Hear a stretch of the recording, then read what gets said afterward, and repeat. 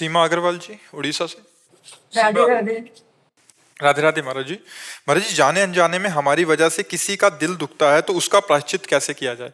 नहीं, इसमें यह देखना है कि कोई अधर्माचरण की प्रवृत्ति करके अगर हमारी तरफ व्यवहार करता है और उसका दिल दुखता है तो और दुखे, हमें उसकी कोई परवाह नहीं करनी। अगर धर्म से कोई बात है और मेरे द्वारा कोई चूक हो गई है तो मुझे प्रायश्चित करना चाहिए। नहीं, ऐसे हम धर्म से चल रहे हैं, हम धर्म के मार्ग में है। अब मान लो प्रश्न करता स्त्री शरीर है, आप कोई अधर्माचरण से देखे, अधर्माचरण की वार्ता व्यवहार करे तो आप उसके लिए थोड़ी मनाएंगे कि उसका दिल न दुखे। नहीं नहीं, हम दिल दुखाने के लिए नहीं है, हम धर्म के लिए मनुष्य शरीर धारण किए। अगर वो अधर्माचरण से देखता है तो उसके देखने की क्षमता को नष्ट कर देंगे।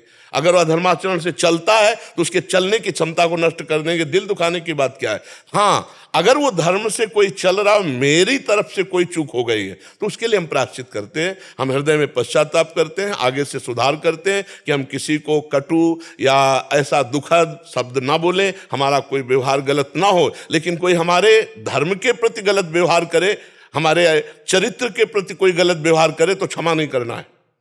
क्षमा एक सीमा तक है, फिर इसके बाद नहीं क्षमा है।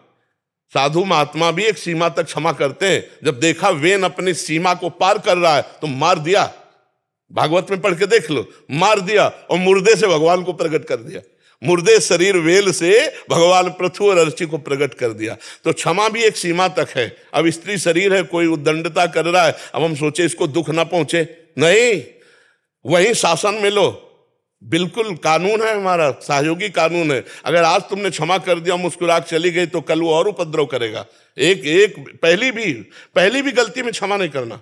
स्त्री शरीर है, इसलिए पहली गलती में भी क्षमा नहीं करना। उसके लिए दंड विधान जरूरी है। इसलिए कानून का सहारा ले या लोगों का सहारा ले, क्षमा का सहारा न ले। हम अपने घर में अगर कोई ऐसी बात है और घर का व्यक्ति से कोई ऐसा दुखद वचन बोल दिया है जो नहीं बोलना चाहिए, उसे दुख लग रहा है, तब तो हम क्षमा चाहते हैं। हम अपने अंदर प्रायश्चित करेंगे कि हम ऐसा नहीं बोलेंगे। लेकिन अगर कोई धर्म विरुद्ध है, व्यवहार घर में भी कर रहा है, तो भी हम उसे क्षमा नहीं करेंगे। ये ध्यान रखने की बातें हैं। अगर एक बार क्षमा किया तो उसका अपराध प्रवृत्ति बढ़ती चली जाएगी। स्त्री शरीर होने के कारण ऐसा उत्तर दे रहे हैं। अगर पुरुष शरीर होता तो उसको एक बार बोलते कि पहली गलती क्षमा कीजिए, और दूसरी गलती पर ध्यान दीजिए, और तीसरी गलती पर दंड विधान कर दीजिए। कानून है हमारे पास। समझ में आया? आपका क्या उद्देश्य था पूछने का? यही उद्देश्य था। हाँ, बिल्कुल कठोर रहना चाहिए, इस पे बिल्कुल क्षमा नहीं करना चाहिए। चाहे महाराज जी, जैसे हम लोगों से बड़े लोग रहे तो अगर वो अधर्माचरण करते हैं, बड़े हो या छोटे हो, दंड का विधान तो होना ही चाहिए। ऐसा थोड़ी कि तुम बड़े हो तो क्षमा हो जाएगा, ऐसा नहीं, ऐसा नहीं है। धर्म हमारा ये नहीं कहता। बड़ों को अपनी मर्यादा से रहना चाहिए। अगर वो मर्यादा के विपरीत चलते हैं तो कानून है, कानून व्यवस्था से उनको दंड देना चाहिए। शोषण वृत्ति नहीं सहनी चाहिए, कभी नहीं सहनी चाहिए, किसी को नहीं सहनी चाहिए। अगर शोषण वृत्ति आज आपने सही तो कल दूसरे के साथ करेगा, परसों तीसरे के साथ करेगा। पहले ही अपराध में उसको दंड मिल जाएगा तो पवित्र हो जाएगा, वो सुधार हो जाएगा। उसका नहीं चाहना चाहिए, चाहे वो बड़ा हो चाहे वो छोटा हो। धर्म को जब तक हम सुरक्षित बनाए रखेंगे तभी तक शांति रहेगी। नहीं तो फिर आपको घुटना पड़ेगा और दूसरे के साथ भी वो व्यवहार करेगा। नहीं, बड़ा है तो क्या हुआ, बड़े हो तो तुम्हें और पवित्र होना चाहिए, तुम्हारी बुद्धि शुद्ध होनी चाहिए। तुम अगर छोटों का शोषण करोगे तो तुम्हारे लिए दंड विधान है। दंड विधान उनके लिए ही बना हुआ है जो धर्म विरुद्ध आचरण करते हैं। हाँ, हमारे वचन के द्वारा, हमारी चेष्टा के द्वारा किसी को अपनी तरफ से दुख नहीं देना है। फिर दुख मान ले वो बात अलग है, लेकिन कोई धर्म विरुद्ध आचरण करता है फिर हम सोचे उसको दुख ना दें। देखो, आपका स्त्री शरीर इसलिए कर, जैसे हमें तो आप हमें गाली दे लो, हम सह लेंगे। हमें पीटोगे तो हम सह लेंगे। लेकिन हमारे गुरु और हमारे धर्म, हमारे इष्ट, हमारे राष्ट्र के प्रति बोलोगे ना तो जान लगा देंगे हम, और आपको हर तरह से रोकेंगे कि धर्म विरुद्ध आपका आचरण न हो या हमारे राष्ट्र के प्रति आचरण न हो। हमारे राष्ट्र की हानि होने लगेगी तो हम साधु महात्मा थोड़ी बने बैठे रहेंगे। ना बैठे रहे हैं, वहीं कमंडल लेके पहुंच गए जहां राष्ट्र की हानि होने की बात हुई है। तो धर्म की रक्षा के लिए ही सब सहनशीलता बनाई गई है, और जहां धर्म की हानि हो रही हो वहां सहनशीलता नहीं है। वहां उग्र रूप रख करके धर्म की रक्षा करनी चाहिए, अपने धर्म की रक्षा करनी चाहिए। आपका चरित्र ही आपका जीवन है। आपके चरित्र पर कोई हाथ रखे तो ऐसा नहीं, चाहे वो बड़ा हो, घर का हो चाहे बाहर का हो, बिल्कुल रुद्र रूप धारण कर लेना चाहिए और कानून का सहयोग लेना चाहिए। ऐसा नहीं कि हम सहन कर लिया फिर वो गलत हो जाएगा। वो फिर कईयों के साथ अभद्र व्यवहार करेगा, पहले ही अपराध में उसको दंड मिलना चाहिए, वहां क्षमा नहीं है। जी। नैना जी असम से। राधे राधे महाराज जी, आपके चरणों में कोटि कोटि प्रणाम। महाराज जी, जिज्ञासावश मेरे मन में एक प्रश्न है कि गुरु पादुका का इतना महत्व क्यों है? गुरुदेव की अन्य भी चीजें होती हैं जैसे माला, गोमुखी, वस्त्र आदि। कृपया इस विषय में गुरु पादुका की विशेष महत्व बुद्धि। पादुका श्री चरणों में विराजमान रहती है और महापुरुषों के श्री चरणों में दिव्य शक्ति होती है। उनकी चरण रज अगर हम अभिषिक्त करें तो जो बड़ी बड़ी साधनाओं से कार्य नहीं, रहु गणित तत्तपसा न याति न चेत जया न निरूपणाद गृहाद्वा न छंदसा नैव जलाग्न सूर्यो बिना महत्पाद रजोभिषेकम। महापुरुषों के चरणों में भागवतिक शक्ति विराजमान। वैसे तो प्रायः सबके ही चरण छुए जाते हैं क्योंकि चरणों में भगवान श्री हरि का वास बताते हैं, शास्त्र बताते हैं, इसलिए सबके चरण स्पर्श किए जाते हैं। पर महापुरुषों के कर कमल की अंगुली और श्री चरणों की अंगुलियों में, इनमें दिव्य शक्ति होती है। श्री गुरु पदनख मणिगण ज्योति सुमिरत दिव्य दृष्टि ही होती। श्री गुरु चरणों की जो रज है उसको जो मस्तक पर धारण करता है, जो अपने शरीर पर अभिषिक्त करता है, जे गुरु चरण रेणु अनुरागी ते लोकहु वेदहु बड़ भागी। जे गुरु चरण रेणु सिर धरहि ते जन सकल विभव बस करहि। क्योंकि उनकी चरण रज में वो दिव्य शक्ति है कि हे रहुगण, जो बड़ी बड़ी तपस्या से, गृहस्थाश्रम धर्म के पालन से, सूर्य चंद्रमा की आराधना से, ये जो हम तुम्हें तत्वबोध बता रहे हैं जड़ भरत जी रहुगण को, ये नहीं प्राप्त हो। ये तभी प्राप्त हो जाए जब महापुरुषों की चरण रज से अपने को अभिषिक्त किया जाता है। और यही बात श्री प्रहलाद जी कह रहे हैं, नैषाम मतिस्ताव दुरुक्रमांग। ये जो हमें मति प्राप्त हुई है त्रिविक्रम भगवान में, जो हमारी रति है, ये किसी के पढ़ाने सिखाने से नहीं होती।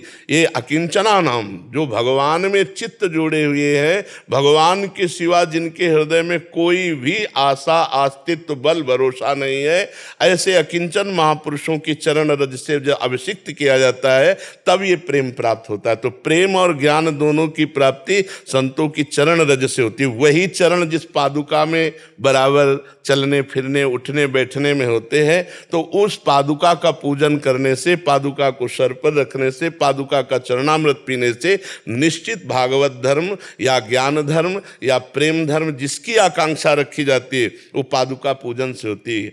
श्री रामचंद्र जी की पादुका रख करके भरत जी ने पूर्ण शासन किया अपने हृदय पर भी और बाहर अवध पर भी। वो चक्रवर्ती सम्राट थे, इसलिए संपूर्ण साथ। ऐसे ही जो शिष्य अपने गुरु की चरण पादुका का सेवन करता है, वो बाह्य आक्रमण, नाना प्रकार की बाधाएं जो भक्ति जनित है और आंतरिक काम, क्रोध, लोभ, मोह, मद, मत्सर, इन सब पर विजय प्राप्त कर लेता है। गुरु चरणों में अनंत सामर्थ्य विराजमान है। इसीलिए कहा गया ध्यान मूलम गुरु मूर्ति, पूजा मूलम गुरु पदम। पूजा का मूल स्वरूप क्या है? गुरु के चरणारविंद। तो चरणारविंद में हर समय विराजमान रहने के कारण चरण पादुका वो दिव्य शक्ति संपन्न हो जाती है। उसे साधारण नहीं समझना चाहिए। श्री सीताराम ओंकारनाथ जी महाराज अपने गुरु जी की चरण पादुका हर समय छाती पे बांधे रहते थे। चरण पादुका का जो सेवन करते हैं वास्तविक भाव से, उनकी बुद्धि कभी भगवत मार्ग से विमुख हो ही नहीं सकती है। जो गुरु चरणों से विमुख है उनकी बुद्धि कभी भगवत सन्मुख हो ही नहीं सकती है। तो गुरु चरण पादुका का इसीलिए पूजन किया तो करना चाहिए, क्योंकि संपूर्ण गुरु की शक्ति चरण रज में विराजमान है। संपूर्ण गुरु का दिव्य ज्ञान उनके चरणों में है। अगर उनके चरणों की आराधना हो जाए तो दिव्य ज्ञान, दिव्य भाव सबकी प्राप्ति हो जाए। आज तक जितने भी महापुरुष हुए हैं वो गुरु चरण आराधना से हुए हैं। और जिनको ये भ्रम है कि बिना गुरु के भगवत प्राप्ति हो जाती है या बिना गुरु के तो ना पाई है बिन स्वामी यह खेल, विपिन बसत बैराग जित ज्यों लरिकाई खेली। श्री स्वामी हरदास जी के परिक्रम से बिहारी देव जी ने कहा कि अगर स्वामी जी को गुरु रूप से वर्ण न किया जाए तो चाहे जितनी कोई तपस्या कर ले, वैराग्य कर ले, ना पाई है बिन स्वामी अकेल। ये केली मिलती ही गुरुदेव की कृपा से है। ये केली जो है ये बिहारी जी के चरणारविंद का प्रेम और उनकी दिव्य क्रीड़ा, ये गुरु प्रसाद से मिलती। और वैसे भी मोक्ष मूलम गुरु कृपा। और दैन्यता, खास बात समझो, जब तक अहंकार है और दैन्यता नहीं आई है तो किसी भी मार्ग में बढ़ा नहीं जा सकता। अच्छा, साधना की जाए तो अहंकार और पुष्ट होता है, और जो गुरु चरण पादुका का सेवन करता है उसका अहंकार नष्ट हो जाता है। गुरु चरण पादुका के प्रताप से अहंकार नष्ट हो जाता है। अहंकार नष्ट होने का और कोई साधन नहीं, केवल गुरुदेव हैं। वही एक ऐसे हैं जो हमारे अहंकार पर शासन कर सकते हैं। तिनकी संगति रहत जाति कुल मद सब नंसई, संतत सेवक सदा भजत जे श्री हरिवंशई। जो रात दिन हा हरि रा राधा बा वृंदावन सा सहचरी, वृंदावन में विराजमान सहचरियों के मध्य में प्रिया प्रीतम की आराधना करते रहते हैं। ऐसे रसिक गुरुदेव की चरण रज चरण पादुका के प्रताप से ही हम अहंकार पर विजय प्राप्त कर सकते हैं। और अहंकार का दमन हुए बिना न भक्ति आती है और ना प्रेम आता है और ना ज्ञान होता है। देहाभिमान ही जिसका जितना गलित हुआ है उतना ही उसने पाया है, और वो गलित होना होता ही गुरुदेव की चरण रज से है, गुरुदेव की चरण पादुका से। इसलिए चरण पादुका गुरुदेव से भी बढ़कर भाव रखना चाहिए, गुरुदेव से भी बढ़कर गुरु जी की चरण पादुका। क्योंकि हम हर समय गुरुदेव के पास नहीं रह सकते, लेकिन हम हर समय चरण पादुका रख सकते हैं। जैसे नामी से भी बढ़कर नाम में प्रीति है, ऐसे गुरुदेव से बढ़कर गुरुदेव की चरण रज में, चरण पादुका में प्रीति है। वो जीत जाएगा, वो माया से जीत जाएगा। इतनी महंगी चीज है गुरु की चरण पादुका कि प्राण देने पर भी हम मतलब प्राप्त नहीं कर सकते। ये तो गुरुजी ने दे दिया कृपा करके। एक बार अमीर खुसरो जी बहुत बड़े धनी व्यापारी, स्वर्ण हीरे आदि के थे, रत्नों के, तो उनके गुरुजी बड़े सिद्ध महापुरुष थे। तो एक गरीब ब्राह्मण ने विचार किया कि बेटी का ब्याह है, कहाँ जाऊं, किससे मांगूं, मुझे कोई उधार भी नहीं देगा। तो सुना कि औलिया साहब पधारे हुए हैं और वो बड़े सिद्ध फकीर हैं। उनके पास गए, बाबा हम गरीब ब्राह्मण हैं, हमारी बेटी का ब्याह है, कुछ किसी से, उनका हम कहते तो किसी से है नहीं, चलो परसों आना। टाल दिया, परसों फिर आया, बाबा बेटी का ब्याह है, आपने कहा था परसों आना। उनका ठीक है, मेरी पादुका ले जा। लकड़ी की पादुका थी। अब उसके मन में आया कि बाबा ने पादुका दी, पादुका से क्या होगा, कोई सोने की पादुका थोड़ी है, पर संत हैं, अब कहा है तो उठा के माथे पे रख लिया और जा रहे थे। और अमीर खुसरो अनन्य भक्त अपने गुरु के थे। जो अनन्य भक्त होता है तो गुरु या गुरु की कोई वस्तु आसपास हो तो पता चल जाता है। उनको पता चला मेरे गुरुदेव की कोई वस्तु है। वो देखने लगे तो देखा एक पादुका। उनका बाबा के पास से आ रहे हो, ये बाबा की पादुका है।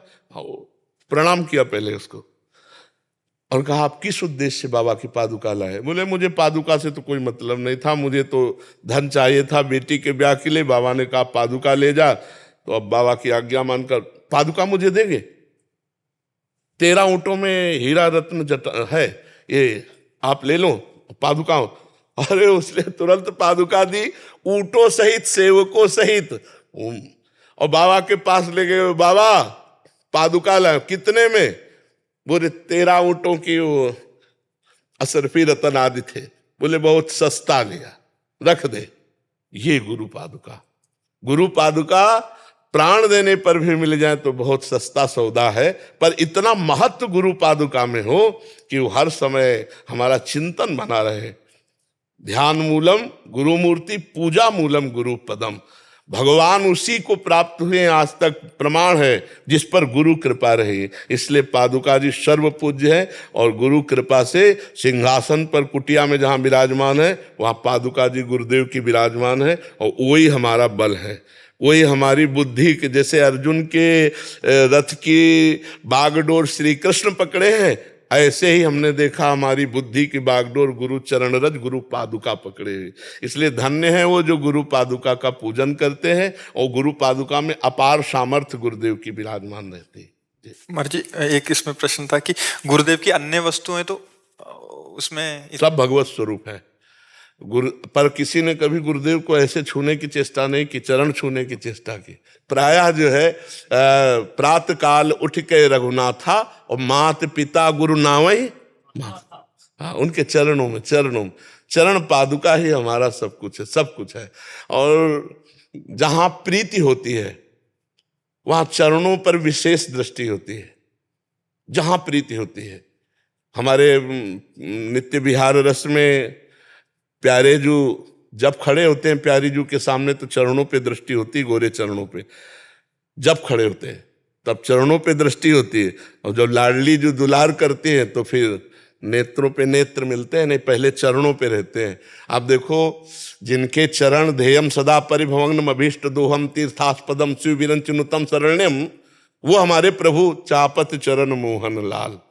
कुंवरी राधे पलंग पौढ़ी सुंदरी नौबाल, चापत चरण मोहन लाल। कबहू कर गही नयन लावत, कबहू छुआवत भाल, नंददास प्रभु छवि बिलोकत, प्रीति के प्रतिपाल, चापत चरण मोहन लाल। रसगन मोहन मूर्तिम विचित्र केलि महोत्सवोल्लसितम, राधा चरण विलोडित रुचिर शिखंडम हरिम बंदे, मोर मुकुट गोरे चरणारविंद में रख देते। चरणारविंद ही एक ऐसे महामहिम है जो सर्वत्र वंदनीय है, सर्वत्र वंदनीय है। कभी कोई जो है हमारे गुरुदेव भगवान का वस्त्र मिल जाए, गुरुदेव भगवान की कोई भी, वो हमारे लिए तो गुरुदेव भगवान के समान ही है, लेकिन गुरुदेव की चरण पादुका गुरु से भी बढ़कर के हमारे लिए है, इसलिए गुरु चरण पादुका की समानता नहीं हो सकती। गुरुदेव की सब वस्तु हमारे लिए अमृत है, हमारा जीवन है, लेकिन गुरुदेव की चरण पादुका के समान नहीं। सब वस्तुएं तो प्राप्ति होती है शिष्य जन को, पर जो गुरुदेव की पादुका उसकी समान, जैसे नाम के समान कुछ नहीं। एक तरफ प्रभु खड़े हैं और एक तरफ नाम है, और वो कह दे नाम छोड़ दो हम तुम्हें गले लगाते, तो हम कह दे हम प्रभु को छोड़ देंगे, नाम को नहीं छोड़ेंगे। जैसे पतंग है वो है प्रभु, और डोरी है वो है नाम। चतुरता है, पतंग नजदीक आने पे डोरी मत छोड़ देना, डोरी छोड़ दिया तो पतंग हाथ नहीं आएगी।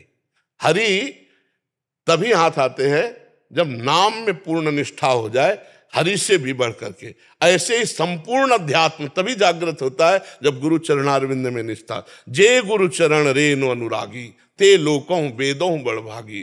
गुरु प्रसन्न साहब अनुकूला, मिटी सकल कल्पित भय सूला। गुरु प्रसन्न हो गए, सब बात बन गई। उनके चरण आश्रित रहने से अहंकार नष्ट हो जाता है। अहंकार ही संस्कृति का मूल है। संस्कृति मूल शूल प्रदनाना, सकल शोकदायक अभिमाना। और ये अभिमान गुरु पादुका से नष्ट होता है, इसलिए गुरु पादुका के समान कुछ नहीं है। भगवान भी उसी पर रीझे जो गुरु चरण आश्रित रहा। आज तक इतिहास है, स्वयं भगवान नीचे बैठे हुए हैं और संदीपनी जी ऊपर बैठे हुए उपदेश कर रहे और आज्ञा कर रहे हैं, भगवान उनकी आज्ञा का पालन कर रहे हैं। गुरु चरण पादुका का ही ये प्रताप था कि संदीपनी जी के शिष्य जगत गुरु भगवान श्री कृष्ण बने। उन्होंने सदैव अपनी गुरु आज्ञा का पालन किया, और यहाँ तक कि एक बार गुरु जी उनके उन्मत्त का स्वांग किया, पेशाब फेंक देना, ईंट मारना, थूक देना, तो सब शिष्य भाग गए। संदीपनी जी केवल उनकी सेवा में रहे, गुरु जी की। तो जब वो कुछ दिन बाद फिर स्वस्थ जैसी लीला की, कहा सब कहाँ चले गए? तो बोले गुरुदेव आपका व्यवहार ऐसा था उससे सब। तो बोले आपके साथ व्यवहार नहीं किया? बोले किया। फिर क्यों नहीं गए? बोले गुरुदेव आपके सिवा हमारा कोई है नहीं, तो जाऊं कहाँ जाऊं?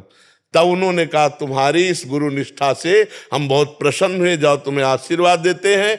परमात्मा का जब द्वापर में अवतार होगा, वो परमात्मा तुम्हारा शिष्य बनेगा। तो संदीपनी जी गुरु रूप में बैठे और भगवान शिष्य बनकर के नीचे आज्ञा का पालन कर रहे। गुरु के समान कोई नहीं है। भगवान भी अवतरित होते हैं तो गुरु का वरण करते हैं, विश्वामित्र जी के चरण चापते हैं, वशिष्ठ जी की आज्ञा में रहते हैं। तो गुरु चरण का आश्रय लेकर के ही इस भव समुद्र से पार हुआ जा सकता है। इसलिए गुरु चरण पादुका सर्वश्रेष्ठ है। चंद्र प्रताप जी, राधा वल्लभ श्री हरिवंश। सादर चरण स्पर्श महाराज।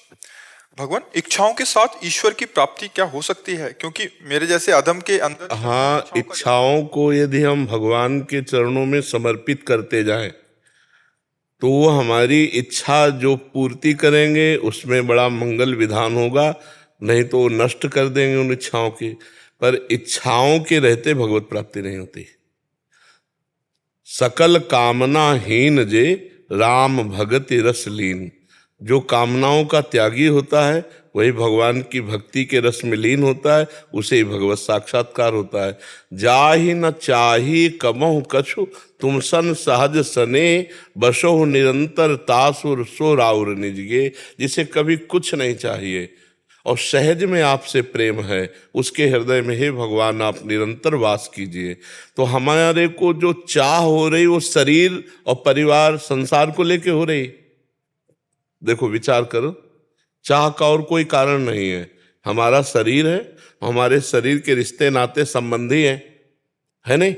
और भगवान की भक्ति जब पुष्ट होती है तो सबकी ममता ताग बटोरी, मम पद मन ही बांध बर डोरी। सबकी प्यार ममता भगवान के चरणों में समर्पित हो जाए तो भगवान की भक्ति होती है। अब क्या करें, हमारे सामने इच्छाएं हैं, परिवार है, कर्तव्य कर्म है, तो हम सब कुछ भगवान को समर्पित कर देते हैं। हमारी जो इच्छाएं होती है वो भी भगवान को समर्पित कर देते हैं। तो एक होता है इच्छा त्याग और एक होता है इच्छा समर्पण। समझ रहे हैं, सिद्धांत की बात है। इच्छा त्याग करने की सामर्थ्य तो आप में नहीं है, वो एक विरक्त कर सकता है क्योंकि उसकी कोई जिम्मेवारी नहीं है। अब हमें भोजन मिले ना मिले, हम आज शाम तक मर जाए, कोई चिंता की बात नहीं है। लेकिन अगर हमारे 2 बच्चे होते और उनको हम पढ़ाते होते, उनकी हम फीस भरते होते और कोई जुगाड़ ना होता, तो मरने में भी हमें इच्छा रहती कि भगवान हमारे बच्चों का भरण पोषण कैसे होगा, क्योंकि हम तो कमा के भरते थे, अब उनकी फीस कौन भरेगा, अब उनको कौन, समझ रहे ना। तो इच्छा का त्याग तो एक विरक्त सहज में कर सकता है, लेकिन इच्छा का समर्पण गृहस्थ सहज में कर सकता है। इच्छा का त्याग नहीं कर सकता, हो ही नहीं सकता है। समझ रहे ना, हो ही नहीं सकता है। इच्छा का त्यागी बहुत ऊंची स्थिति है, तो हम उसे त्याग की स्थिति में लाएंगे, लेकिन उसे समर्पण करके। जो हमारी इच्छा आई वो हम भगवान के चरणों में निवेदन करते हैं, प्रभु आप ये देख लीजिए। तो वो जो इच्छा त्याग का फल है वह इच्छा समर्पण से प्राप्त हो जाता है। जैसे कर्म त्याग का जो संन्यास स्वरूप है वही कर्म समर्पण से पूर्ण हो जाता है। समझ पा रहे हैं आप हमारी बात।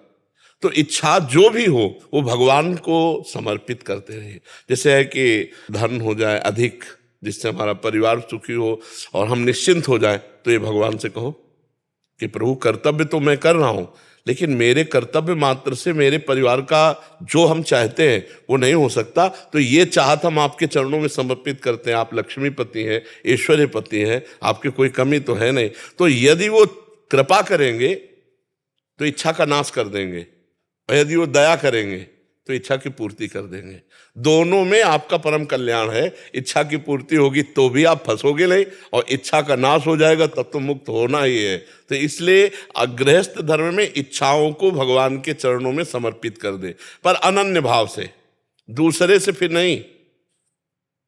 अगर विलंब हो रहा है तो हम दूसरी जगह पर्ची नहीं लगाएंगे। बने तो रघुबर ते बने और बिगड़े तो भरपूर, तुलसी औरन ते बने ताबनि बे पे धूर। एक निष्ठा ले ले, एक भगवान के चरणों में समर्पित कर। जैसे ऐसे नहीं कि 5 जगह अर्जी लगा दी, अब कहीं ना कहीं तो सुनाई होगी, 5 जगह सुनाई नहीं होगी। एक पकड़ो, एक भरोसो, एक बल, एक आस विश्वास। भगवान ही सब रूपों में, एक जगह पकड़ लो और एक जगह से निर्वाह हो जाएगा। नहीं तो पूजा सबकी करो, लेकिन आशा एक से रखो। आशा एक राम जी से दूजी आशा छोड़ दे, नाता एक राम जी से दूजा नाता तोड़ दे। एक जगह पकड़ लो, वहीं से पार हो जाओगे। जैसे हम लोग किशोरी किशोर जी, राधा राधा राधा, हमारा सब बने तो इन्हीं से बने, बिगड़ जाए तो बढ़िया बिगड़ जाए। आप जानो आपका काम जाने।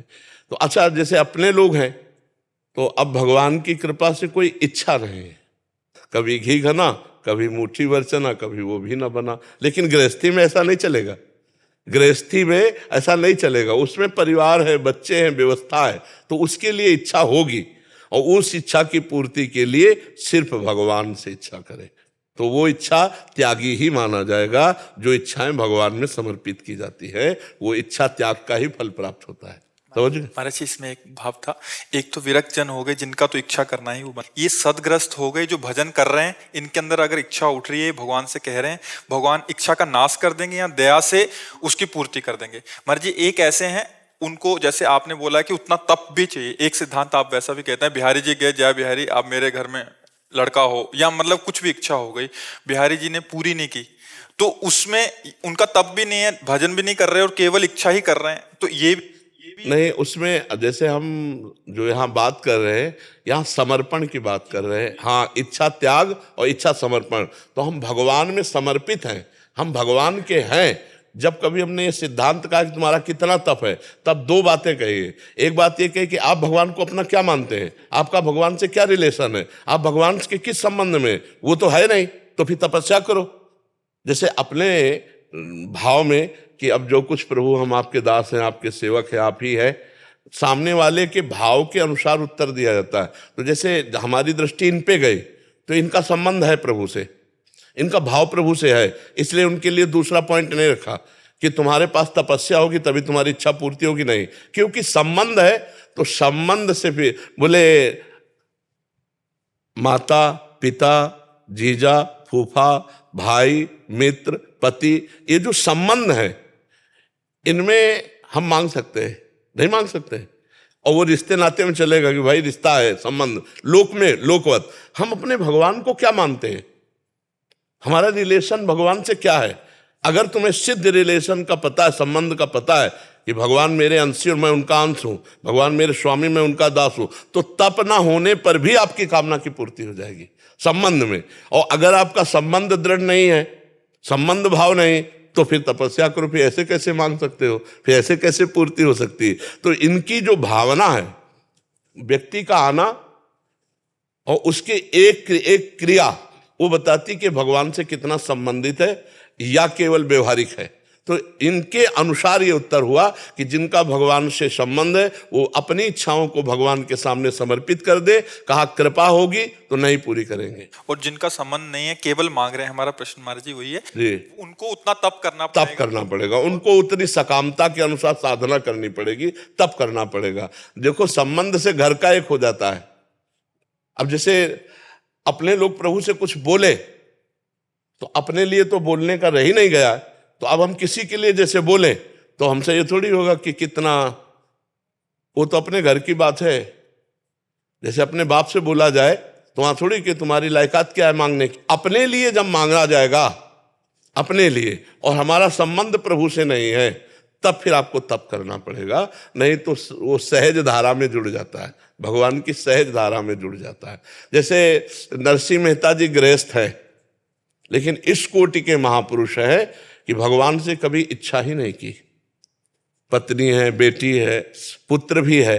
अब बेटी का भात भरने के लिए उनके पास बड़ा भारी पर्चा भेजा, ये चीज ये, और जानते थे कि व्यवस्था इसकी नहीं तो ये चीजें क्या भेज पाएंगे, लेकिन वो ये नहीं जानते थे कि किनके दास है। उन्होंने सीधा पर्चा ठाकुर जी के सामने धर दिया, और ठाकुर जी ने जो भात भरा ना, आज चरित्र गाया जाता है, नहीं गाया जाता। गाड़ियों में आया था रतन सोना चांदी लद करके, द्वारिकाधीश भगवान अखिल मायाधीश है, उनके पास कोई कमी है क्या। तो अपनापन जब भगवान से है, हम भगवान के दास हैं, वो भगवान स्वामी है, तो हर इच्छा हर पर्चा उन्हीं के सामने जाएगा, उसके लिए नहीं पूछा जाएगा आपका तप क्या है। और अगर आप केवल स्वार्थ की पूर्ति के लिए आप कह रहे हो जय भगवान की, और संबंध नहीं मान रहे हो, तो फिर आपका तप क्या है, आपकी साधना क्या है। आपकी कामना पूर्ति के लिए साधन होना चाहिए उतना। पराग जी जयपुर से। श्री हरिवंश गुरुदेव। गुरुदेव, आपके चरणों में कोटि कोटि प्रणाम। गुरुदेव, इस अदम को 1.25 साल पहले आपने अपनी शरण प्रदान कर जीवन में विलक्षण प्रेम लक्षणा भक्ति का मार्ग प्रशस्त किया। आपकी कृपा बल से तन मन से आपके वचनों और दिए गए नियमों का पालन करने का प्रयास कर रहा हूँ। गुरुदेव, ये जो हमारी मरकट की स्थिति बन रही है, सो माया बस भयो गोसाई बंध्यो कीर मरकट की ना, इस स्थिति से बाहर निकलने में क्या विशेष रूप से जो बांधे सो छोरे, जो बांधे सो छोरे, बात समझो। ये गांठ उनकी लगाई हुई है, उन्हीं से छूटेगी। तो बस शरण में रहना है। ये शरणागत मंत्र मिला ना, बस इसी बात की पुष्टता करो, हे श्यामा श्याम मैं आपकी शरण में हूँ। जैसे सनकादि हरीश शरणम हरीश शरणम, ऐसे अपना जुगल शरणागत मंत्र है, वही छोड़ देंगे, उसकी चिंता मत करो, तुम चिंतन करो। तुम्हारा प्रधान कर्तव्य है गुरु प्रदत्त नाम मंत्र का जप करना और श्री श्यामा श्याम के आश्रित रहना, सच्ची मानना। जितने विकार हैं वो सब निर्विकार कर देंगे, हर विकार हटा देंगे। जितनी समस्याएं हैं सब समस्याएं, सेकंड में देखा है कि अगर 1 सेकंड विलंब हो जाता तो भारी समस्या हो जाती है। हमने कई ऐसी घटनाएं देखी अपने जीवन में कि 1 सेकंड विलंब हो जाता तो मतलब मृत्यु बिल्कुल वरण किए थे, 1 सेकंड नहीं होने दे, ऐसे बचा लिया कि एकदम दिखाई दिया कि केवल प्रभु ने बचाया है।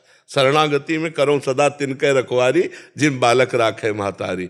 आपको जड़ चैतन्य ग्रंथि के भेदन के लिए भी उपाय नहीं करना, वो उपाय ठाकुर जी ने बांधा है, वही छोड़ेंगे। अपना कार्य है केवल नाम जप करना, मंत्र जप करना, उनके सहारे रहना, कोई गलत आचरण ना होने पावे। जो हमारे अंदर गंदगी है वो भी वही साफ करेंगे, पूरे भरोसे पे हो जाए। एक है ये और एक है करके देख लो, और जब करके देखोगे तो आना भरोसे पे ही पड़ेगा, उसमें समय लगेगा।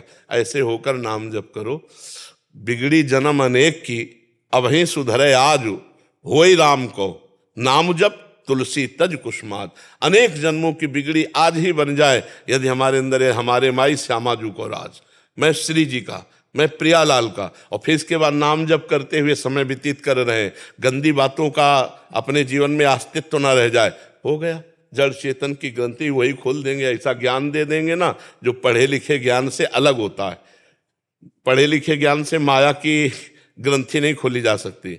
जो हृदय से ज्ञान प्रकाशित होता है उसमें जड़ चैतन्य का जो भ्रमात्मक ग्रंथि पड़ गई है, चिद और अचिद, चेतन और जड़, इसकी जो ग्रंथि पड़ गई उसे चिज्जड़ कहते हैं। जड़ चेतन ही ग्रंथि पड़ गई, यद्यपि मृषा छूटति कठरे। ये झूठी गांठ जो है वो ऐसा प्रकाश दिखा देंगे कि आपको दिखाई देगा गांठ है नहीं, अपने स्वरूप में स्थित हो जाएंगे। ठीक है ना। आप नाम जप करो, भगवान के आश्रित रहो, आप शरणागत जन हो। अपने मार्ग को समझे कि मेरा मार्ग क्या है, मैं किसी योग्य नहीं हूं। तो अगर हम प्रश्न करते हैं तो उसका जो उत्तर मिले अगर साधन पक्ष में, तो हम करने में असमर्थ हैं। हम तो शरणागत हैं। हम तो जोई जोई प्यारो करे सोई मोई भावे। जैसे जैसे प्यारे चला रहे हैं वैसे वैसे चल रहा हूं और हर समय प्यारे के स्मरण में मगन। अपने मार्ग को समझे, अपना मार्ग है आश्रय। आज सत्संग सुने थे, जो सत्संग सुने होगा, हमने कहा था आश्रय और विश्वास ये 2 बहुत बड़ी वस्तु हैं। ये किसी बिरले में जागृत होती हैं। अपने इष्ट का आश्रय, अपने इष्ट पर विश्वास, ये बहुत दृढ़ बात है। हम जैसे हैं श्यामा श्याम के हैं, हमको कुछ करना नहीं इसलिए जानना नहीं, उनको करना है, वो हमको जनाते रहेंगे, वही हमसे करवाते रहेंगे। यंत्रारूढ़ानि मम मायया, भगवान चराचर जगत को चला रहे ना। उमादार जो सित की नाई सबई नचावत राम गोसाई। अब हमको माया नहीं नचाएगी, अब हमारे हृदय में प्रभु बैठ करके चलाएंगे, क्योंकि मैं उनका शरणागत हूं। अब यहाँ माया बैठ के नहीं चलाएगी, अब यहाँ प्रभु बैठ के चलाएंगे। माया को हटा दिया, डायरेक्ट आकर के वही जैसे अर्जुन के रथ पे बैठ गए ऐसे हमारे हृदय में बैठ गए। अब अपने को ये विश्वास करना है, जो अभी गलतियां हैं, जो कमियां हैं, वो भी शरणागत वत्सल प्रभु के द्वारा ही हटेंगी। नाथ जीव तव माया मोहा, सो निस्तरी तुम्हारी छोहा। सुग्रीव जी कह रहे, हे भगवान, ये जीव आपकी माया से मोहित है, तो आपके दुलार से ही, आपकी कृपा से ही वो माया मुक्त होगा। तो हमें उनकी कृपा पर भरोसा है। निरंतर नाम जप, सदाचरण और भरोसा भगवान का, जीत गए माया पर। शरणागत। अभी कोई अन्य मार्गावलंबी पूछे तो उसका दूसरा उत्तर होगा। आप शरणागत हैं इसलिए आपके लिए कह रहे, प्रिया प्रीतम की शरण में होकर के उनका नाम स्मरण करते हुए इंतजार करो कृपा का। कब कृपा होगी कि सारे विकार नष्ट होंगे और हमारा हृदय प्रेम से द्रवित होगा। हम बाट जो रहे हैं। अजात पक्षायु मातरा खा, जैसे छोटा बच्चा पंछी के जिसके पंख नहीं निकले, ये शरणागति की उत्तम अवस्था है। वो केवल बाट जो होता है अपनी माँ के कि दाना पानी मुंह में लेके आए, ऐसे हम प्रभु की केवल बाट जो रहे। गुरुदेव, तो मन में जो विचार आ रहे हैं, जो भाव स्थिति है, उसका चिंतन करना शरणागत के लिए ठीक होगा गुरुदेव? मन में जो विचार आ रहे हैं उसका ये निर्णय करना पड़ेगा कि गलत है, शास्त्र सम्मत है या शास्त्र विमुख है। ये हमारी प्रिया प्रीतम से कितने मिले हुए विचार हैं और कितने प्रिया प्रीतम से विमुख विचार हैं। विमुख विचारों से उदासीन रह जाता है। उदासीन का मतलब ना राग ना द्वेष, ना अच्छा ना बुरा, वो निकल जाएंगे जब नाम जप कर रहे हैं। और जो प्रिया प्रीतम के अनुकूल हैं उनको स्वीकार करना है। जैसे गुरुदेव ये पता चला कि अपन फंसे हुए हैं, तो इसका चिंतन होना कि मैं फंसा हुआ हूं, तुरंत वहां श्यामा शाम पर पहुंचो। मैं क्यों फंसा हुआ हूं, वहीं पहुंचो। हे करुणामय, हे प्रिया प्रीतम, अपना मंत्र चलने लगा। हे प्रिया प्रीतम, आप देखो मेरी सामर्थ्य नहीं, मैं तो दलदल में फंसा हुआ हूं, इस दलदल से तो आप ही निकाल सकते हो। शरणागत ऐसे, वो निकलने का प्रयास नहीं करता, वो ऐसे हाथ उठा देता है। आप देखना स्थिति बदलती चली जाएगी। ऐसे करना है, क्योंकि आप करके देख लो, नहीं निकल सकते। पहले अगर आपको हमारी बात पे विश्वास ना हो तो आप पहले निकल के देख लो, जब आप ना निकल पाना तब फिर इसको स्वीकार कर लेना, वो ऐसे निकाल देंगे। एक स्वामी जी हुए हैं शरणानंद जी, बहुत बड़े महात्मा हुए हैं वृंदावन में। तो वो आंखों से अंधे थे, तो नौजवान थे, लकुट के सहारे वो किनारे नदी के जा रहे थे।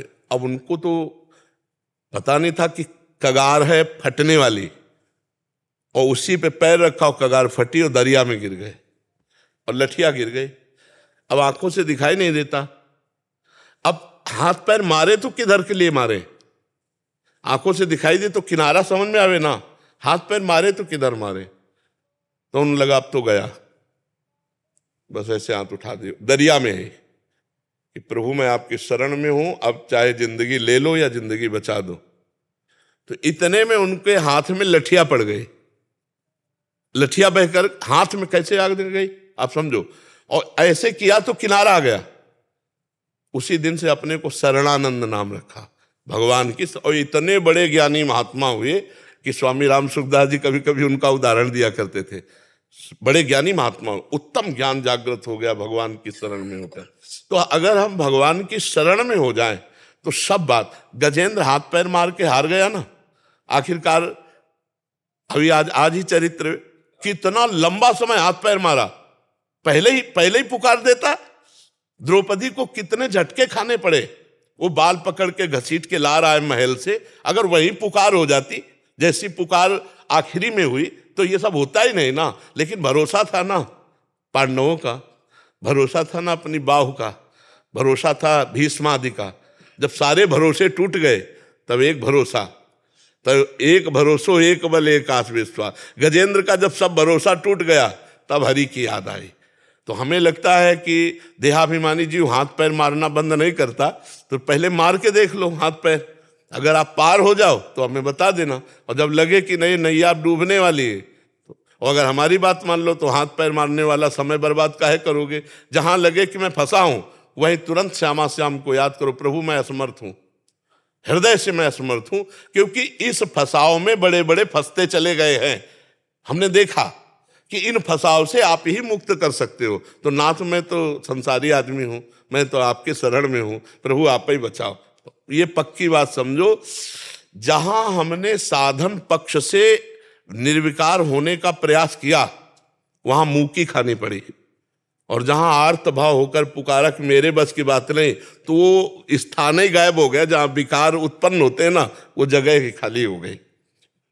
ये हम अनुभव की बात कहते हैं। भगवान की शरण में महान बल है, वो नीच से नीच वृत्ति वाले को महात्मा बना दे एक क्षण में। करो सद्य ते साधु समाना, करो सद्य माने तत्काल, करो सद्य ते साधु समाना। इसलिए हर विकार से निर्विकार होने के लिए भगवान का स्मरण करते हुए भगवान की शरण में रहना, शरण में रहने स्थिति तुरंत आ जाए, मैं तो शरणागत हूं प्रभु श्यामा श्याम। और लंबे समय तक कुछ भी परिणाम ना मिलने पर आपकी स्थिति में फर्क नहीं आना चाहिए, आपकी श्रद्धा में फर्क नहीं आना चाहिए, तब आप देख लेना आगे। हमारी इस बात को पकड़े रहना कि लंबे समय तक परिणाम ना मिलने पर भी निराशा नहीं आनी चाहिए। मैं नीच हूं, पतित हूं, व्यभिचारी हूं, दुष्ट हूं, पर अब आपका हूं और आपका ही रहूंगा। अब अगर आपको ऐसे ही मुझे रखना है तो मैं ऐसे ही आपका रहूंगा, और अगर आपको सुधारना तो सुधार लो, मैं आपका हूं। ये हम शरणागति की बात कह रहे हैं। बहुत आनंद का विषय। अब क्या चिंता, आप जैसे चाहो ऐसे रखो, मैं आपका हूं। अपनी तरफ से प्रयास करके गलत आचरण करना ये नहीं होगा। प्रयास गलत आचरण से बचने का है। अगर हम फिसल रहे हैं तो फिर हम ऐसे हैं, फिर हम पकड़ने की कोशिश नहीं करेंगे। आप पकड़ लो हमें, नाथ देखो मैं फिसल गया, क्योंकि बचने की कोशिश करने पर भी नहीं बच पाया। अब मैं समझ गया कि बचाने वाले सिर्फ आप हो। जो कछु होए सो तिहारी कृपा से बिहारी बिहारिन, और सब मिथ्या प्रपंच भाषिए। स्वामी हरिदास जी कह रहे मिथ्या प्रपंच, झूठी बात कि मैं करता हूं, ये झूठी बात कि मैं बच गया, मैं जितेंद्रिय हूं, ये झूठी बात। जो कछु होए सब तिहारी कृपा से बिहारी बिहारिन। और अगर प्रभु मोहित करना चाहें तो भगवान शंकर को मोहित कर लिया मोहिनी रूप में, आप चरित्र पढ़ के देखना। और बचाना चाहें तो अपने जैसे छोटे स्तर के जीवों को भी माया मुक्त कर देते।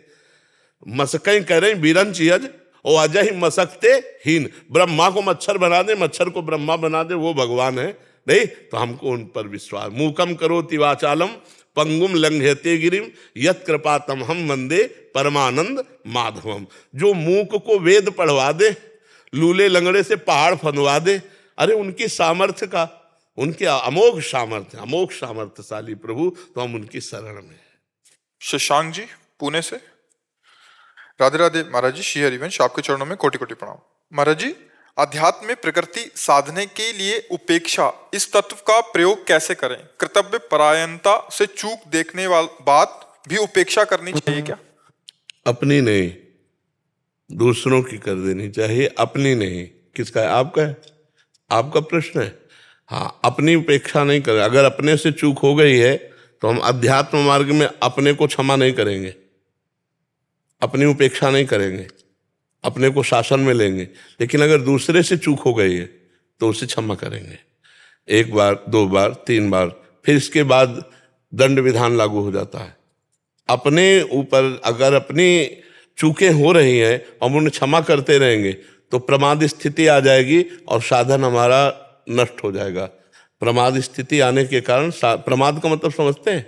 हाँ, प्रमाद स्थिति का मतलब होता है जो करना चाहिए उसमें रति नहीं रह जाएगी और जो नहीं करना चाहिए उसमें रति हो जाएगी। ठीक है, समझ में आ गई? राधा वल्लभ, श्री हरिवंश महाराज जी।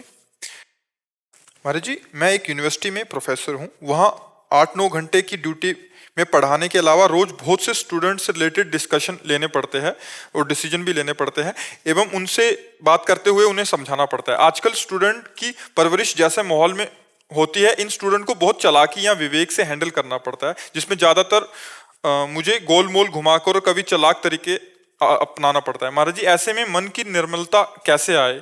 ऐसे मुझे अपने साथ काम करने वाले लोगों के साथ भी करना पड़ता है, क्योंकि काम में ऐसी जिम्मेदारी है और जवाबदारी है। इससे मुझे बहुत ग्लानि होती है, दिमाग में बाद में भारीपन सा आ जाता है कि मैं कहीं गलत तो नहीं कर रही। हाँ, पवित्र हृदय होने के कारण ऐसा होता है, वो क्या करना ही पड़ेगा ऐसा, क्योंकि आधुनिक पढ़ाई में जो बच्चे पढ़ रहे हैं उनको अध्यात्म का कोई ज्ञान है नहीं, तो प्रायः छल कपट, छुपाव, व्यसन, व्यभिचार, ऐसी प्रवृत्तियों में वो बह चले जा रहे हैं आज के जो नए बच्चे हैं ना।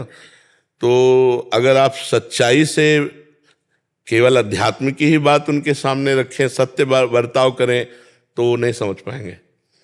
छल को समझाने के लिए हमको उनको घुमाना भी पड़ सकता है, उनको शाम नीति से भी समझाना पड़ सकता है, उनको भय नीति से भी और उनको दंड नीति से भी, क्योंकि समझाने के लिए साम दाम दंड भेद है। अगर साम से नहीं समझता है तो फिर प्रलोभन से समझाते हैं कि आपकी ऐसी उन्नति हो जाएगी, आपको ऐसा सुख मिलेगा। प्रलोभन से भी नहीं समझ रहे तो उनकी हानि बताते हैं कि इससे आपकी ये हानि हो जाएगी, आपकी ये हानि हो जाएगी, हम भय दिखाते हैं। अगर उससे भी नहीं है तो फिर दंड नीति का प्रयोग होता है। अब दंड नीति रह नहीं गई, आपके हाथ में दंड नीति नहीं, क्योंकि अगर आप दंड नीति का प्रयोग करते हो तो आपके ऊपर कानूनी कार्रवाई कर दें, या फिर आजकल ऐसे उद्दंड बच्चे हैं कि प्रहार भी कर सकते हैं, 2 बच्चे मिलकर प्रहार। तो जहाँ तक हो सके साम दाम और भेद, भय दिखा करके उनको परमार्थ पे, उनके मार्ग पे लगाइए, और जब ऐसा लगे तो ईश्वर के ऊपर छोड़ दीजिए। आपका जो उद्देश्य बच्चे को उन्नतिशील बनाना है, विनयी बनाना है, गुणवान बनाना है, इसलिए यदि आप इन नीतियों का प्रयोग करती हैं तो कोई उसमें भय नहीं है, आपके लिए कोई हानि नहीं है। हाँ, बच्चे का शोषण करने की वृत्ति से अगर छल बल का प्रयोग किया जाए तो वो नाशकारक है, वो हानिकारक है। आप उसकी उन्नति के लिए, आप उसे सद्गुण बनाने के लिए, आप उसे एक अच्छा व्यक्तित्व देने के लिए यदि आप साम दाम दंड का भी प्रयोग करें तो उचित ही है, क्योंकि ये अधिकार गुरु का है। अपने शिष्य पर दोष दर्शन करके उसके दोष निकालने का अधिकार गुरुजनों के हाथ में है। जैसे माता पिता अपने पुत्र का दोष दर्शन कर सकते हैं, गुरु शिष्य का कर सकते हैं, मित्र मित्र का करके उसे सुपंथ मार्ग में चला सकते हैं, कुपंथ का त्याग करा करके। ऐसे टीचर गुरु पदवी तो ही है। हाँ, तो आप उनके शोषण के लिए थोड़ी करते हैं, आप उनके पोषण के लिए कर रहे हैं, आप उनकी उन्नति के लिए कर रहे हैं। आपका पवित्र हृदय, इसलिए आपको ऐसा लगता है मैं क्यों ऐसा कर रहे हूँ। पर कर्तव्य निष्ठावान को ये नहीं सोचना है, अपने कर्तव्य में हमें दृढ़ रहना है। हमारा कोई स्वार्थ नहीं है। हम जैसे किसी को उपदेश देते हैं, किसी को सद्गुण बनाना चाहते हैं, किसी को उन्नतशील बनाना चाहते हैं, इसके लिए अगर हमें डांटना भी पड़े, अब हम अपरिचित ही हैं सबसे, अभी आप उल्टा प्रश्न करने लगे तो अभी हम आपको डांटने लगेंगे, तो वो डांटना आपसे द्वेषपूर्वक नहीं है, क्योंकि हम पूर्व आपसे परिचित ही नहीं है। हम तो वर्तमान में आपको सुधार कर अध्यात्म में चलाने की बात के लिए, हो सकता है हम आपको डांट भी दें तो आपके मंगल के लिए है, तो उसमें हमें कोई क्षोभ नहीं होगा कि हमने क्यों डांटा। समझ रहे? ऐसे टीचर जो है वो विद्यार्थी के सद्गुण संपन्न बनाने के प्रयास में है। उसका प्रयास केवल विद्यार्थी के मंगल के लिए हो। जो विद्यार्थी से शोषण प्रवृत्ति से छल बल का प्रयोग किया जाए वो तो नाशकारक होगा, आज नहीं तो कल आपका पतन हो जाएगा। अगर विद्यार्थी के सद्गुण संपन्नता के लिए है तो आप गुरु हैं, आपको ऐसा कर्तव्य करना चाहिए, इसलिए आपको क्षोभ नहीं करना है, आपको प्रसन्न रहना है। समझ रहे हैं आप जी? साथ में जो सहकर्मी है, कुछ मेरी जिम्मेदारी ऐसी होती है कि मुझे उनसे भी काम कराना है, तो उनकी मानसिकता अलग तरह की है, जो भी है, तो उसमें भी मुझे थोड़ा सा छल चालाकी कभी करनी पड़ती है। अब ये इस चीज का जो अभ्यास होता जा रहा है ना, इससे मन में एकदम, लेकिन वो अभ्यास अपने अपने पोषण, अपने स्वार्थ की पूर्ति के लिए तो नहीं ना, बस फिर हमें सबसे डिपार्टमेंट के लिए है। घातक चीज है कि हम इससे हम सुख चाहते हैं या इसको हम किसी तरह मोड़ के अपने अधीन करना चाहते हैं। अब गलत हो गया। अगर हम इसको प्यार से घुमाकर और इसी के सुख के लिए उपदेश कर रहे हैं, इसको कर्तव्य पालन के लिए कर रहे हैं, वो दोष है। अपना जहां स्वार्थ है वहीं आपको सावधान होना है, और जहां परमार्थ है, परहित है, वहां हमें किसी भी तरह से प्रयोग होना पड़े हम घुमा के प्रयोग करें। कैसे? उसका मंगल होना चाहिए, उसका कल्याण होना चाहिए। देखो, संतों ने जो जैसा अधिकारी देखा उसके अनुसार उसको उपदेश दिया, घुमा के उपदेश दिया, आप ऐसे चलो, आप ऐसे चलो, आप ऐसे चलो। उसमें क्यों मंगल हुआ? क्योंकि स्वार्थ नहीं था। और अगर स्वार्थ है अपना, उससे कुछ लेने की भावना है, फिर वो दूषित है। तो अपने कर्तव्य का, राजकीय कर्तव्य का, समाज के कर्तव्य का पालन करने के लिए हम किसी भी नीति का प्रयोग करें, अपना स्वार्थ नहीं होना चाहिए और उसका अहित नहीं होना चाहिए। बस दो बातें ध्यान रखना, अपना स्वार्थ नहीं होना चाहिए और सामने वाले का अहित नहीं होना चाहिए। बस तुम्हारा मंगल होगा, कभी अमंगल नहीं होगा। ये दो बातें याद रखना। यदि आपके उपदेश से सामने वाले का अहित हो रहा है, हो जाता है कभी कभी, ऐसा नहीं होना चाहिए, अहित नहीं होना चाहिए। फिर गुरु पदवी का मतलब क्या रहा? कि बच्चे का नहीं, पर जो मेरे साथ काम करते हैं, देखो, उनके साथ टीचर का मतलब टीचर ही है, नहीं, मेरे बराबर के, मुझसे तो भी आप टीचर ही हैं, कोई आप विद्यार्थी नहीं है, आप टीचर हैं। आपको इतनी प्रवीण बुद्धि रखनी, अहित नहीं होना चाहिए, अहित किसी का नहीं होना चाहिए। परमार्थ अध्यात्म किसी के अहित पर सपोर्ट नहीं कर सकता।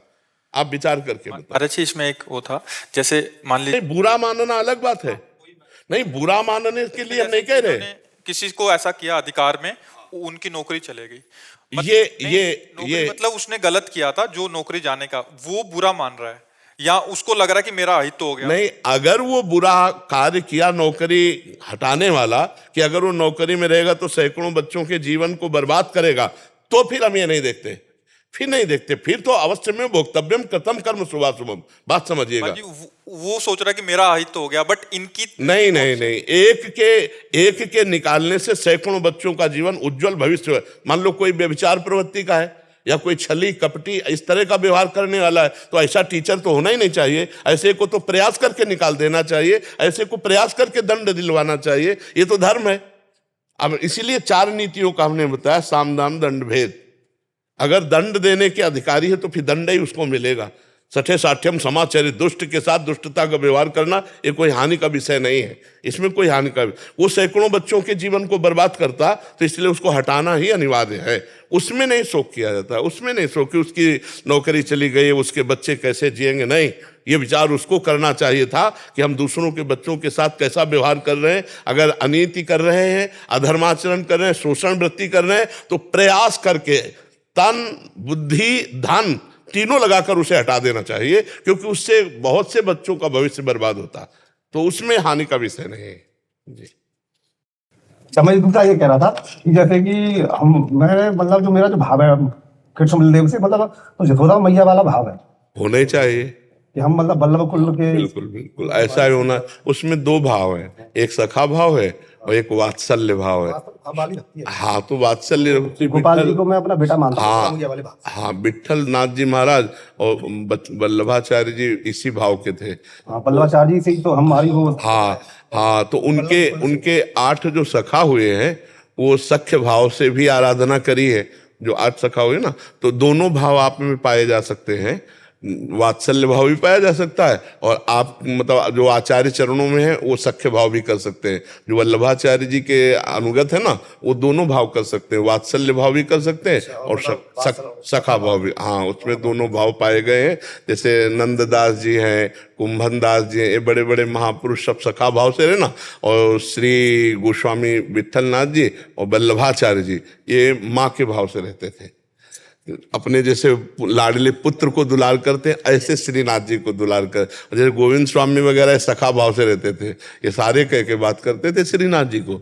हाँ, तो भाव का जो खेल है ना। हाँ, सागर खन्ना जी। श्री हरिवंश महाराज जी। महाराज जी, मेरी उम्र 14 वर्ष है और आपकी कृपा से मैं अभी तक अच्छे से ब्रह्मचर्य का पालन करने का प्रयास कर रहा हूँ, पर कभी कभी दूसरी माताओं और बहनों पर गलत दृष्टि चली जाती है। पर बाद में अभी तो माता बहनों के प्रति दृष्टि जाने वाली अवस्था ही नहीं बच्चा, अभी कैसे। गुरुजी महाराज कभी कभी मतलब सोच उनके लिए प्रति गलत। मोबाइल का प्रयोग किए हो कभी? मगर बाद में किए हो? नहीं, बिना संस्कार मोबाइल के आए ऐसा सोच कैसे आ जाएगी? अभी तो 14 वर्ष के हो आप, अभी तो नव किशोर अवस्था है आपकी, अभी तो यौवन में प्रवेश नहीं हुआ, तो ये संस्कार कैसे आए? या तो मित्र से या मोबाइल से, किससे आए बोलो ना? मित्र। हाँ, तो ऐसा दोस्त नहीं बनाना चाहिए। अब वो छोड़ दिया, मगर बाद में लगता है कि पाप हो गया, मगर अभी तक कोई गलत काम नहीं करा, अभी तक अच्छे से ब्रह्मचर्य। तो अब अंदर की बात है कि जब अंदर गलत विचार आवे तो उनको आप देख रहे हो ना, स्वीकृति मत देना, कोई क्रिया मत करना, तो बस शांत रहना, वो धीरे धीरे क्षीण होते चले जाएंगे। समझ रहे हो? जैसे मन है वो पेशकार है, आपके सामने पेश करेगा, जो चित्र देखे हैं, जो सुने हैं, वो कल्पना बनाकर आपके सामने पेश करेगा भोगों की। आपको हाँ नहीं बोलना, आपको बस शांत रहना है, नाम जप करना, उसी समय डिलीट होते चले जाएंगे। अगर आप स्वीकृति कर दी, हाँ कर दिया, अब आप वो संकल्प कहते हैं उसे शास्त्रीय भाषा में, जे भी संकल्प किया तो भी फिर वो नष्ट करना शुरू कर देंगे। ध्यायतो विषयान पुंसान संगास तेषु उपजायते, संगात संजायते कामः, कामात् क्रोधो विजायते, क्रोधात् भवति सम्मोहा, सम्मोहा स्मृति विभ्रमा, स्मृति भ्रंशात् बुद्धिनाशो, बुद्धिनाशात् प्रणश्यति, सर्वनाश हो जाता है। इसलिए हम ना विषयों का, गंदे विषयों का ध्यान होने दें। अगर ध्यान हो रहा है तो हम स्वीकृति संकल्प ना बनने दें, नाम जप चलाते रहें। जो नाम मिला है ना, वो नाम जप चलाते रहो, नाम जप से वो डिलीट हो जाएगा, नाम जप से हट जाएगा, वो बार बार आएगा। तो आप ये मत समझो कि वही आ रहा है, नहीं, सैकड़ों जन्मों के हमारे संस्कार जमा हैं, वो सब निर्मल करने के लिए नाम उनको हटा रहा है। ऐसी भावना करते रहना, कोई क्रिया मत करना, ठीक है? मगर गुरुदेव महाराज, बाद में जब ऐसा होता है ना, जब दिमाग में ऐसा आता है, तो बाद में लगता है कि हमसे पाप हो गया, तो उसके ये चीज ना हो, उसके लिए क्या करें? पाप नहीं, एक गली है, उसमें पागल भी जा रहा है, अच्छा भी आदमी जा रहा है, बुरा भी जा रहा है, ऐसे एक मानस गली है मन, और ये अनंत जन्मों की गंदी अच्छी सब बातें भरे हुए हैं। उसको हमें निर्मल करना है। नाम जब से निर्मल होता है, निर्मल भगवत प्राप्ति होती है। निर्मल मन जन सो मोहि पावा। तो जब हम नाम जप करते हैं तो गंदी गंदी बातें आती हैं, अर्थात मन से निकलती हैं। वो पाप नहीं, पाप तब होगा जब उसके अनुसार क्रिया हो जाएगी।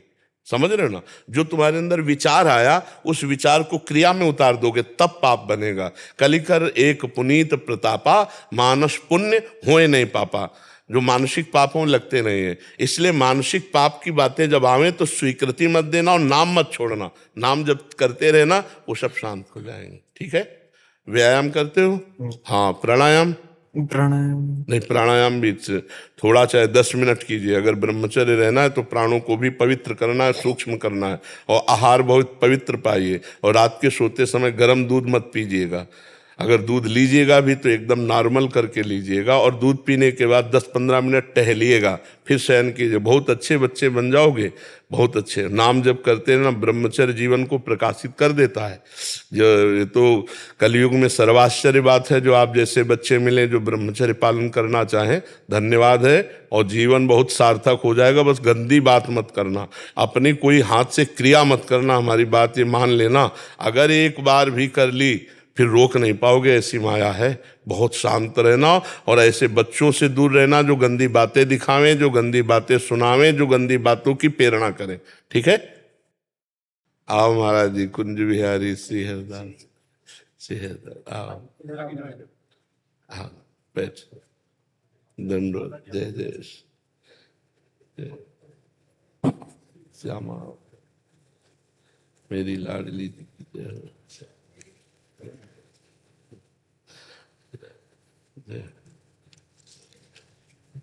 श्री राधा, श्री राधा,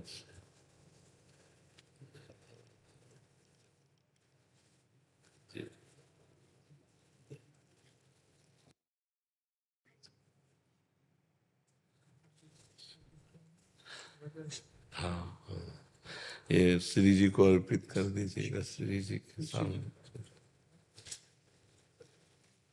लाओ, एक चुनरी लाओ श्री जी की, और एक सखी को एक और चुनरी। अपना आशीर्वाद बनाए रखिए। वो तो बरस रहा है, आशीर्वाद तो है आपके ऊपर। हाँ, श्री जी का जस गा रहे हैं, प्रिया प्रीतम का जस गा रहे हैं आप सब। खूब श्री जी की कृपा है, सोए हुए लोगों को जगाए। अब आप लोग तो जाते हैं, जा करके वृंदावन का यश गाइए, महारानी जी का यश गाइए, और सोते हुए लोगों को जगाइए। ये जो अज्ञान की धरा में सो रहे हैं, इससे बड़ा साधन नहीं है। अगर आपकी प्रेरणा से एक संसारी आदमी 10 बार राधा राधा बोला तो उसका तो मंगल हो गया ना। तो इससे बड़ा कोई पुण्य नहीं, इससे बड़ी कोई साधना नहीं। आप लोग जो जाते हैं ना और भगवत चर्चा करते हैं, तो भागवत कह रही भूरी दाजना, ये बहुत बड़े दानी हैं। क्योंकि अज्ञान में सोए हुए जीवों को भगवान नाम, भगवत यश सुनाकर उनके हृदय में भगवत प्रीति प्रकट करना, यही सबसे बड़ी बात है। तो आप खूब जाइए और निर्विकार भाव से सबके हृदय में भगवत नाम प्रीति पैदा कीजिए। क्योंकि कलयुग में दूसरा कोई साधन नहीं जिससे भगवत प्राप्ति हो सके। हाँ, एकमात्र नाम, नाम से ही, ये हमारे जीवन का सार है। बचपन से लेकर अभी तक जो शास्त्र स्वाध्याय, संत समागम, भ्रमण हुआ, उस सब का सार पकड़ा नाम। इसलिए नाम ही नाम, नाम नाम है तो सब कुछ है, नाम नहीं है तो सब साधन शून्य है। जैसे एक अंक लगा के फिर शून्य लगावे तो 10 गुना बढ़ जाता है, ऐसे नाम जपते हुए हर साधन करो, चाहे व्यापार हो चाहे नौकरी हो, सब मंगल। तो आप लोग जाइए, खूब भगवान नाम का प्रचार कीजिए, भगवत यश गान कीजिए। ये कृपा है आपके ऊपर। भगवान अपने पार्षदों को ये क्षमता देते हैं कि उनकी वाणी के प्रभाव से हजारों आदमी जो सोए हुए माया में, वो जग कर भगवत मार्ग में चलते हैं। हजारों आदमी चलते हैं। हाँ, ये जो सोए हुए लोग आज जग रहे हैं ना, वो सब आप जैसों के कारण ही है। वृंदावन को जान रहे ना, तो आप जाते हो, वृंदावन के पार्षद हो, आप वृंदावन के निज जन हो। जब आप जाकर वृंदावन का यश गाते हो ना, तो वृंदावन आप पर कृपा करेगा। हमारी लाडली जो आप पर बरसेंगी। ये सोए हुए जनों को जगाना बहुत बड़ा कार्य। खूब मंगलमय भगवत यश कीर्तन करो, और यश कीर्तन करते हुए उन्हीं के चिंतन में शरीर छूट जाए, इस रज में ये मांगो। हाँ, जय श्री भट्ट धूलि धूसर तन, ये आशा और धार। हमारे माथे पे, हमारे शरीर में वृंदावन की रज हो, राधा राधा कहते हुए हमारे प्राण निकल रहे इसी रज में। ये अंतिम मांग रखना कि हमारी अंतिम मांग यही हो कि इसी रज में प्राण छूटे, और जब तक जिए तब तक आपका यश गाए। आज एक आए थे तो उन्होंने कहा कि हमारे घर में भी डायलिसिस तो होता है, वो उठ नहीं पाते, और आपका डायलिसिस होता है, आप ऐसे लगे हुए। तो हम शरीरधारी थोड़ी हैं, हम शरीर में थोड़ी रहते, हम प्रियाजू में रहते हैं। तो इसलिए आप लोग बहुत अभी सौभाग्य, शरीर स्वस्थ है, खूब दहाड़िए, भगवान नाम कीर्तन किए जिए और हमारे वृंदावन का यश गाइए। आप लोग वृंदावन के पार्षद हैं, बस आशा यही अंतिम रहे और आशा न बनने पावे। जय श्री भट्ट धूलि धूसर तन, या आशा उर्धार रे मन वृंदा विपिन निहार। हमारे माथे पे, हमारे शरीर पे ब्रज रज रहे और मुख में प्रभु का यश गान करते, राधा राधा करते हुए शरीर छूटे। अपने ऐसे उत्साहित हैं शरीर छोड़ने के लिए जैसे कोई ब्याह के लिए उत्साहित हो। हमारे हृदय में उत्साह है कि जीते जी जो हम कर रहे हैं ना, वही हमें मरने के बाद भी करना है। शरीर छोड़कर श्री जी के सामने हमको गीत गा ले, लाचला है गाला उन्हीं को रिझाला है, उन्हीं के बंदे हैं, उन्हीं के जल है हम।